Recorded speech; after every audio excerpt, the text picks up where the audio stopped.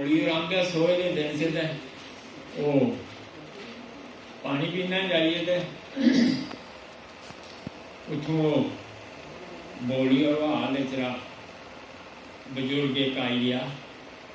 मखीर चुकिया कने सत्तू ये चुकिया बाबा तू बाबा डर लीजिए पता नहीं जिन की करता भी उन्हें आख्या डरिया नहीं तू दस के चुकिया रही ए मखीर है मारे तो सत्तू खोल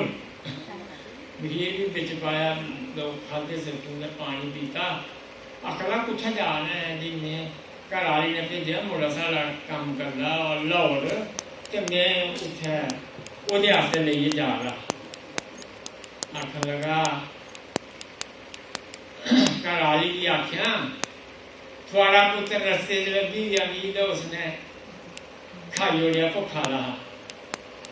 तो मैं के दें वो जो शीशा हथ पाया वो सोने के टके होंगे से उस जमाने